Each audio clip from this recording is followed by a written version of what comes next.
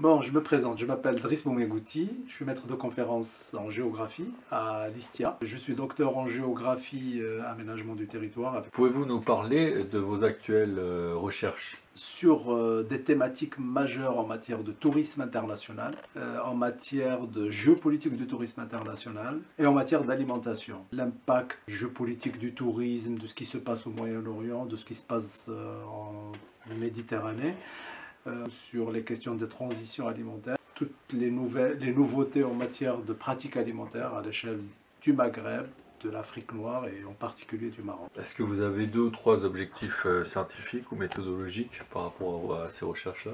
L'aspect pédagogique de mon activité, mais j'effectue toujours mes recherches. Toujours travailler sur des thématiques qui me plaisent, des thématiques qui m'importent et des thématiques qui me semble-t-il d'actualité. La qualité de la recherche ou la nouveauté de la recherche ou ce qu'elle peut apporter à la recherche. C'est-à-dire quand on travaille sur la thématique de géopolitique par rapport à tout ce qui se passe en ce moment en Méditerranée, la plus-value c'est apporter un nouveau regard, c'est apporter une nouvelle représentation, perception de la réalité.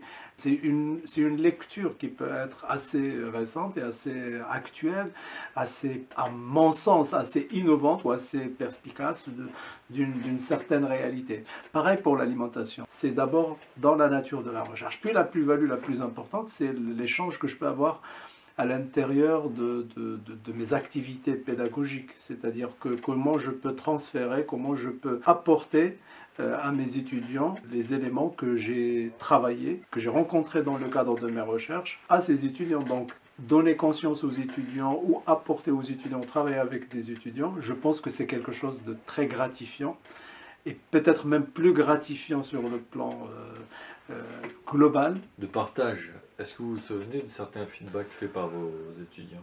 Quand je parle avec mes étudiants sur les transitions alimentaires, sur la mondialisation, sur ce qui se passe par exemple aujourd'hui en Afrique du Nord, souvent je m'appuie sur soit des recherches, soit sur des considérations personnelles.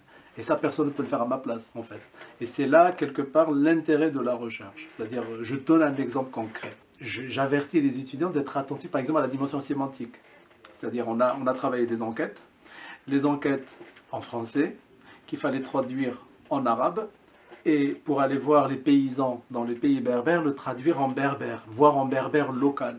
Et à un moment donné, l'approche, le mot a un sens. Quand je parle de la question du bien-être alimentaire, comment le traduire d'une langue savante française vers une langue savante l'arabe, mais surtout vers une langue du quotidien qui est le berbère. Comment on dépasse la notion d'un mot, d'un concept en utilisant une phrase. Le but, c'est d'arriver à l'information. Et non, le but est de...